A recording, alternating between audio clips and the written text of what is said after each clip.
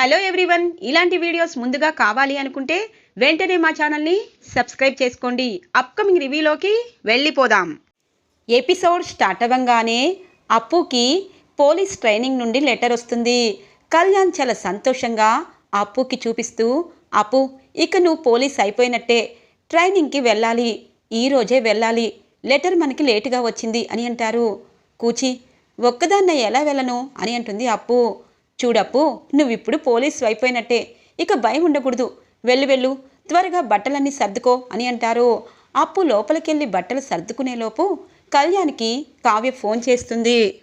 వదినా అనేలోపు తాతగారికి ఏం జరిగింది అన్నది, అలాగే జరిగిన విషయాలన్నీ ఫోన్లో చెప్తుంది కావ్య. ఒక్కసారిగా షాక్ అయిపోతారు కళ్యాణ్.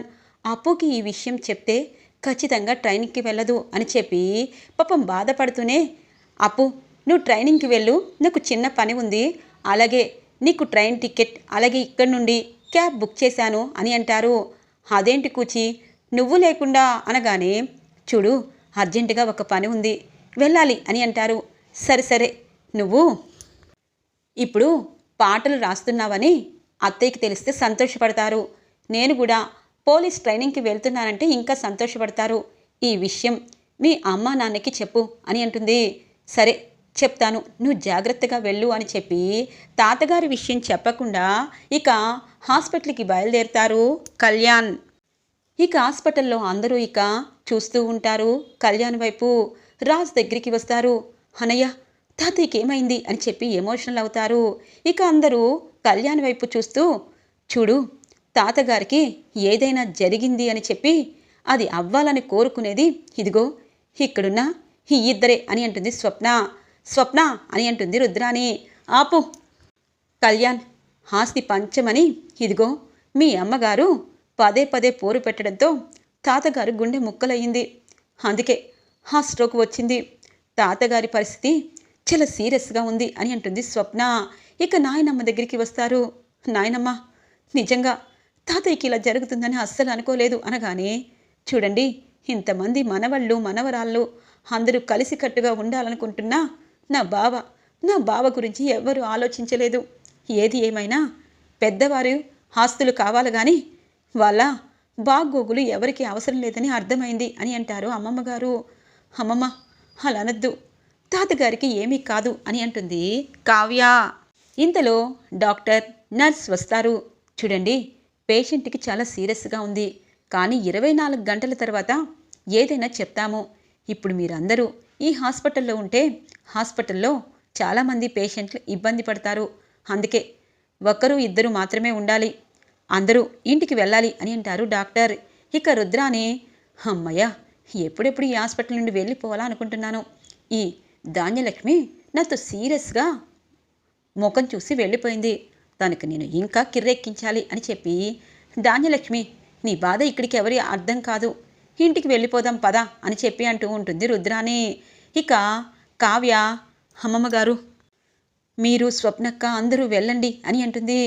అమ్మ కావ్య, నాకు నా బావే ముఖ్యం, నేను నా బావ దగ్గరే ఉంటాను, మీరు అందరూ వెళ్ళండి అని అంటుంది. నానమ్మ అలా అనద్దు, వెళ్ళి రెస్ట్ తీసుకో, తాతయ్య దగ్గర నేను కళ్యాణ్ అలాగే నాన్నగారు బాబాయ్ ఉంటాము అని అంటారు రాజ్. అదేమీ కాదు, నేను ఇక్కడే ఉంటాను అనగానే ఇంతలో సుభాష్ కావ్య దగ్గరికి వస్తారు. అమ్మ కావ్య, మేమందరం ఇక్కడ ఉంటాము, నువ్వు ఇంటికి వెళ్ళి వంట చేసి మాకు తీసుకురా, ఎందుకంటే ఇంట్లో కావాల్సింది వంట మాత్రమే, ఇప్పుడు మేమందరం ఇక్కడ హాస్పిటల్లో ఉండాలి, అమ్మ కూడా భోజనం చేయాలి అని అంటారు. సరే మామయ్య, తాతయ్యకి ఏమీ కాదు అని చెప్పి ఇక ఆడవాళ్ళంతా ఇంటికి బయలుదేరుతారు. అమ్మయ్య ఇప్పుడు ప్రశాంతంగా ఉంది. ఏంటి ధాన్యలక్ష్మి, ఇంకా నువ్వు మా అమ్మా నాన్నపై ప్రేమ పెట్టుకున్నావా, నువ్వు చచ్చిపోతానన్నా వాళ్ళ గుండె కరగటం లేదు, ఇక కళ్యాణ్ అయితే ఆస్తి గురించి కూడా కాదు, ఏదో వెలగబెట్టినట్టు హాస్పిటల్కి వచ్చినా ఎవరు పట్టించుకోవటం లేదు అనగానే, చూడు రుద్రాని ఇప్పుడు టైం కాదు, మామయ్య గారు ఇంటికి రాని అనగానే, ఆయన ఇంటికి వస్తారో పైకి పోతారో ఎవరికి తెలుసు అని అంటుంది. అలా అనద్దు రుద్రాని, మామయ్య గారు అత్తయ్య గారు లేకపోతే మనం ఎక్కడ ఉన్నాము అని అంటుంది ధాన్యలక్ష్మి. వాళ్ళు ఉన్నారు కాబట్టి మనం ఇక్కడే ఇదిగో బానిసల్లా ఉంటాము, నిజంగా నాన్న చచ్చిపోతే గనక మనకి ఆస్తి పంచేవాళ్ళు ఎవరూ ఉండరు. అందుకే ఆయన హాస్పిటల్లో ఉన్నప్పుడే నువ్వు పట్టు ఎంతకైనా తెగించు అని అంటుంది. ఏంటి తెగించేది? అందరూ మళ్ళీ నాన్న పోయిన మాటలు అంటారు అనగానే, నిన్నెవరూ అనటం లేదు ధాన్యలక్ష్మి, నీకు నేను ఏదో నేర్పించానని నన్నే అంటున్నారు అనగానే, నువ్వే కదా నేర్పిస్తున్నది, తప్పేముంది అని అంటుంది. ఈ ఆస్తిలో సగం వాటా రాహుల్కి నాకు నువ్వు రాసిస్తావా? నీ కొడుకు గురించే నేను ఆలోచిస్తున్నాను. ఇంకా నువ్వు మారకపోతే నేనేమీ చేయలేను. వాళ్ళతో వీళ్ళతో మాటలు అనిపించుకుంటున్నాను అంటే అది నీ వల్లే, నీకు లాభం వల్లే. నీకు లాభం జరిగితే నాకు చిన్న లాభం జరుగుతుందన్న ఒక్క ఆశ, అంతకంటే ఏమీ లేదు అని చెప్పి వెళ్ళిపోతుంది రుద్రాని. ఇక కావ్య హాస్పిటల్ నుండి రావడంతోనే పాపం వంటంతా చేస్తుంది. ఇక అందరికీ భోజనాలు వడ్డిస్తూ ఉంటే, ఏంటి క్యారేజ్ హాస్పిటల్కి వెళ్ళింది, అలాగే ఇక్కడ అందరికీ వంట చేసేసింది. చూడు ధాన్యలక్ష్మి, నీ గురించి ఇక్కడ బాధపడేవాళ్ళు ఎవ్వరూ లేరు. నాన్న బ్రతకడం కష్టమని డాక్టర్ చెప్తున్నారు, కీడించి మేలించమన్నారు. అందుకే ఒకవేళ నాన్న అనగానే ఇంతలో ధాన్యలక్ష్మి దగ్గరికి వస్తుంది కావ్య. చిన్నత్తయ్య, ఇలాంటి విషపురుగు మాటలు వింటూ మీకు మీరు తక్కువ చేసుకోవద్దు. ఈసారి తాతగారి గురించి నోరు జారితే మర్యాదగా ఉండదు అని అంటుంది. నువ్వెవరు మా కుటుంబంలో తలదూర్చడానికి? నీకేం సంబంధం ఉంది? నా కొడుకు నీ చెల్లితో అక్కడ ఎలా కష్టపడినా నీకు అవసరం లేదు. నువ్వు మాత్రం సీఈఓ అవుతావు, నీ భర్త మేనేజర్ అవుతారు, నువ్వు ఇంటికి గొప్ప మహారాణి అవుతావు. మరి నా కొడుకు అనగానే, చిన్నత్తయ్య మర్యాదగా చెప్తున్నాను, ఇకపై తాతగారు ఇంటికి ఆరోగ్యంగా వచ్చాక కూడా ఆస్తి పంపకాలు, కవిగారి విషయం, అలాగే ఇంటి పరిస్థితులు, గొడవ ఇవన్నీ ఏదైనా ఎత్తారు అంటే మర్యాదగా ఉండదు అని అంటుంది. ఏయ్, చిన్న పెద్ద లేదా అనగానే, ఏంటి చిన్న పెద్ద ఉండేది? మీరు మనుషులేనా? అసలు దెయ్యాలు కూడా మీకంటే చాలా బెటర్గా ఆలోచిస్తాయి. అక్కడ తాతగారి పరిస్థితి చాలా క్రిటికల్గా ఉందని చెప్పినా ఆస్తి గురించి ఆలోచిస్తున్నారు చూడు, మీరు రాబందులు కాదు, పిశాచులు. అత్తయ్య ఒకటి చెప్తున్నాను, తాతయ్య సంతోషంగా ఇంటికి వచ్చాక వీళ్ళిద్దరి గురించి మీరు ఆలోచించండి. ఎందుకంటే ఆస్తి కావాలి కానీ ప్రాణాలు అవసరం లేదు. రుద్రాణి గారు త్వరలో ఇంటి నుండి ఖచ్చితంగా బయటికి వెళ్తారు అని అంటుంది కావ్య. ఇంతలో ఫోన్ వస్తుంది. ఒక్కసారిగా అందరూ టెన్షన్ పడుతూ ఉంటారు. అత్తయ్య ఏమీ కాదులే, మీరు భోజనం చేయండి అని అంటుంది కావ్య. ముసలోడు చచ్చాడా ఏంటి? ఒకలా చచ్చిపోతే ఇంకా పెద్ద గొడవ చేయొచ్చు అని అనుకుంటుంది రుద్రాణి. ఇక ఫోన్ రావడంతో కావ్య వస్తుంది. తాతగారు మనకి లేరు అని చెప్పి ఇక సుభాష్ ఏడుస్తూ చెప్తూ ఉంటారు. ఒక్కసారిగా ఫోన్ కింద పడేస్తుంది. అత్తయ్య, తాతయ్య చనిపోయారంట అని చెప్తుంది కావ్య. ఒక్కసారిగా అపర్ణాదేవి అందరూ షాక్ అవుతారు. ఇక ధాన్యలక్ష్మి అందరూ హుటాహుటిన హాస్పిటల్కి చేరుకుంటారు. సుభాష్, ప్రకాష్ అందరూ కలిసి తాతగారు చనిపోయారని తెలిసి శోక సంద్రంలో మునిగిపోతుంది దుగ్గిరాల ఫ్యామిలీ. ఇక దుగ్గిరాల ఫ్యామిలీ నుండి సీతారామయ్య గారు చనిపోవడంతో ఒక పెద్ద దిక్కును కోల్పోతుంది. ఇక అన్ని కార్యక్రమాలు పూర్తవుతాయి. ఇక సంస్కరణ సభ కూడా జరుగుతుంది. దుగ్గిరాల ఇంటి నుండి దుగ్గిరాల సీతారామయ్య గారు కన్నుమూయడంతో, ఒక పెద్ద దిక్కు కోల్పోవడంతో అందరూ చాలా బాధపడుతూ ఉంటారు. ఇది ఇలా ఉండగా సుభాష్ బెడ్రూమ్లోకి వచ్చి సీతారామయ్య గారిని గుర్తు చేసుకుంటూ బాధపడుతూ ఉంటారు. అపర్ణాదేవి సుభాష్ని ఓదారుస్తుంది. చూడండి, మామయ్య గారు మనకి అన్నీ ఇచ్చి మనందరినీ కలిసిమెలిసి ఉండాలని చెప్పి మరీ వెళ్ళారు. ఈ కుటుంబం కోసం మన వంతు సాయం కూడా చేయాలి. అలాగే కళ్యాణ్ అప్పుని ఇంటికి తీసుకురావాలి.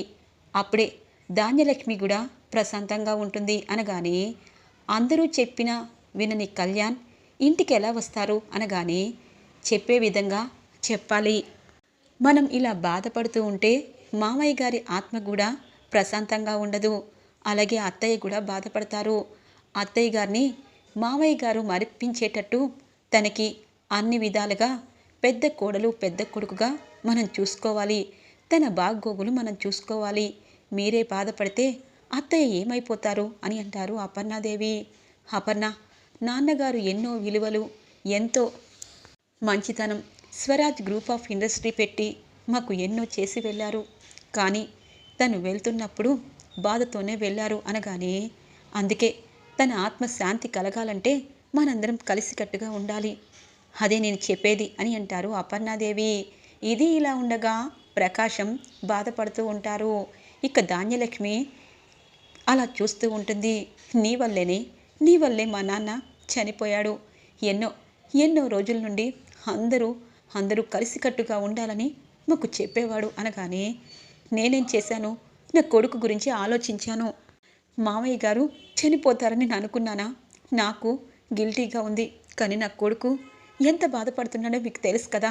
ఆ అనామిక వచ్చి మరీ చెప్పి వెళ్ళింది, నీ కొడుకు అక్కడ మ్యూజిక్ డైరెక్టర్ దగ్గర కప్పులు కడిగి టీలు అందిస్తున్నాడని. నా గుండె ముక్కలవుతుంది అని అంటుంది ధాన్యలక్ష్మి.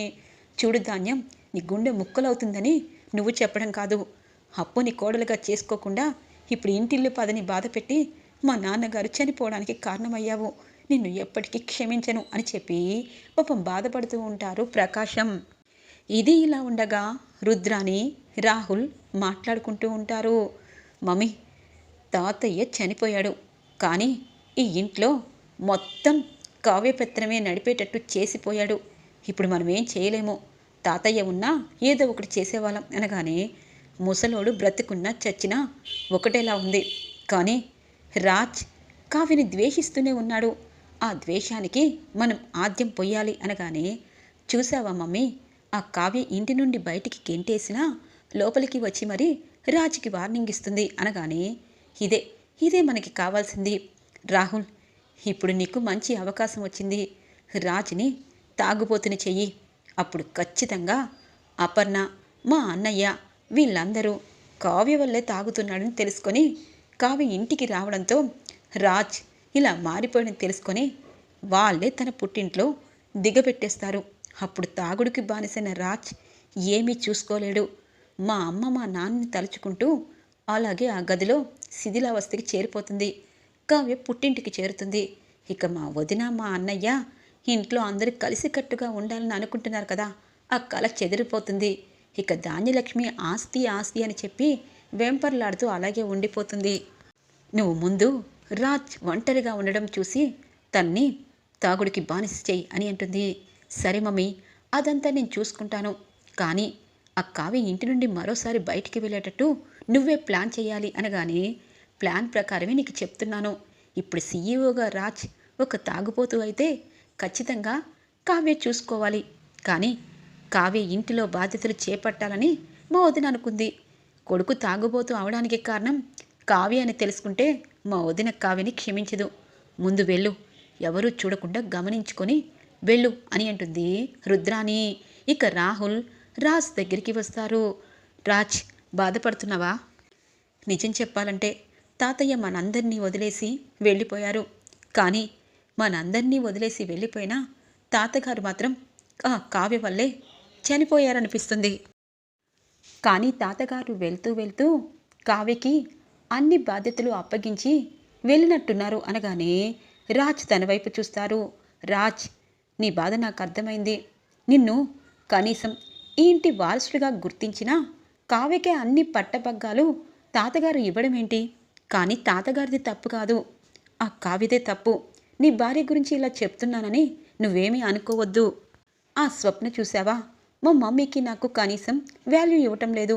ఇప్పుడు కావ్యవంతొచ్చింది, నీతో సహా ఈ ఇంటిని మొత్తం గ్రిప్పులో పెట్టుకుంది. కానీ తర్వాత మన ఇంటి పరిస్థితి ఎలా ఉంటుందో, ఆ డ్రామా కంపెనీ చేతికి వెళ్ళిపోతుందేమో. కనకం వాళ్ళు ప్రతిసారి డ్రామా వేసి ముగ్గురు కూతుర్లని ఈ ఇంటి కోడల్ని చేశారు. కానీ ఇప్పుడు పెత్తనమంతా వాళ్ళదే అయ్యింది. నాకు భయంగా ఉంది రాజ్ అని అంటారు రాహుల్. ఇక రాజ్, భయపడద్దు, ఆ కళావతి పెత్తనం నేనేమీ పైకి తీసుకురాను అని అంటారు. చేయనివ్వను అనగానే, అలా అని నువ్వెలా అనుకుంటావు? నువ్వు ఇంటి నుండి గెంటేసినా లోపలికి వచ్చి మరి నిన్ను బెదిరించింది. అమ్మమ్మ గారిని ఇప్పుడు తన వైపుకు తిప్పుకుంది. రాజ్, నాకు భయంగా ఉంది. నువ్వు సీఈఓ అయ్యావని నేను మా మమ్మీ హ్యాపీగా ఫీల్ అయ్యాము. కానీ మళ్ళీ కావ్య సీఈఓ అవుతుంది.